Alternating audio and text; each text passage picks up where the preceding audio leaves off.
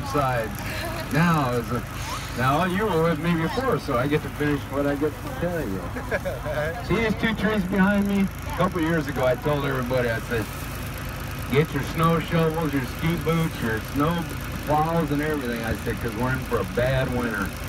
Yeah, we were. We had the record snow, and it was just a terrible winter. And last year, the Farmer's Almanac said we were supposed to have something of the same. Something of the same. Well, I told everybody on the wagons last year, I said, you can come back and beat me to death in the fall, but it's going to be a nice winter this winter. And it was. It's pretty mild. And those trees, nature has a way of telling you things. That tree right there will tell me what kind of winter it's going to have. That's a walnut tree. And like 2 years ago, the branches were so full of walnuts, they were breaking the branches. Nature has a way of preserving itself, so it's going to produce more seed. It goes into the ground. They figure out at 10,000 seeds, maybe 5's going to make it. It's going to be a bad year. Spiders will build their webs higher, depending on the snowfall. If the spider builds it this high, it's going to snow about to here. They're never going to build their web down where it's going to get cold and wet. It'll kill them. And the woolly worm, I don't know about that. That's something out here in Indiana that I heard about. But anyway, so that gives you a little hint. Just watch nature. It'll tell you a lot of things. Now, come around here is, I want to tell you a little something about bees, being I'm talking about insects. Bees are very important to the farmer. Now, last year they did a study where if we eradicate the bees, 5 years after that, mankind will no longer exist.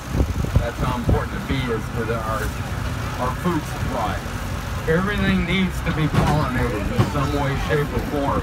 And if we kill all the bees, we ain't gonna have much food. Trust me. See right here, these fields we all planted these fields with tomatoes. But the difference between these were all hand planted by hand because it was too wet to get the transplanter in here. So we had to take them one by one and have the crews with plants in the ground because we wanted to get some type of tomatoes because we've been buying them from Michigan. Now, one thing we do, we have what they call a transplanter. I'd be sitting on one side, Bruce Waterman would be sitting on the other side. We have a box there with two things that go around like this. And there's about 6 snappers on them. What you do, you take a plant, put it here, the thing comes around and pinches your finger. It closes up on your finger. It takes that plant, you let go, pull your finger out, and it takes that plant around. It's already made a burrow. It brings it around, drops that root first, shoots some water and nutrients in it, releases it, and then it covers up the dirt behind it. It's pretty cool, but the only thing is you got both arms going like this. So you got to get right and left arms going at the same time. And if you miss anything, we have to walk back and plant it by hand because we don't like to see any bare spots. This is killing us, truly. There's our peppers. Those are the only things we got left this year. That was a whole big field of peppers. Peppers is a big seller here, especially the hot ones. But we have everything, like I said, from habaneros down to bells. All right? And we're coming up on more greens. The greens, watch your heads. Yeah, like that. Duck. When I say duck, everybody duck. Okay. We gotta get somebody, I think, back here to cut this down.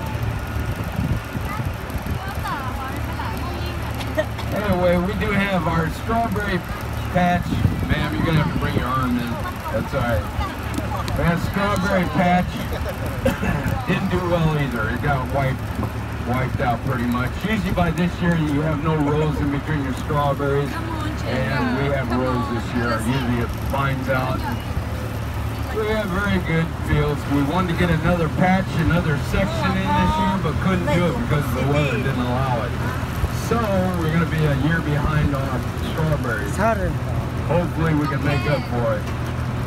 But anyway, at the end of July, well, let's see, Indianapolis 500, remember, Waterman's Farms, strawberries.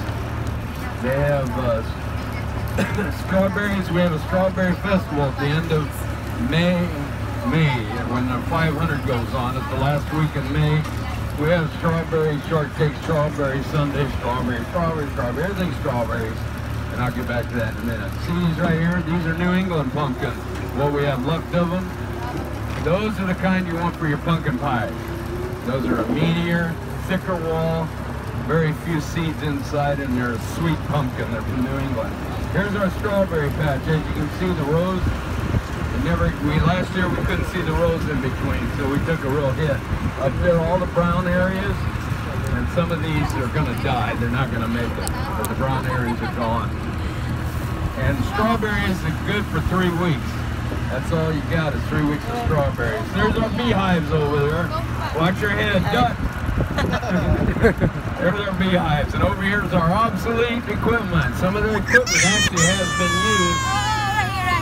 has been used on this farm a long time ago. They say they're going to put me there in a couple of years. I don't know. But anyway, back to the festival. The Strawberry Festival is a lot like this. It's gearing up every year. It's getting bigger and bigger because we're getting bigger crowds. We got the music, some rides out here. You know, some of the animals come out, the horses.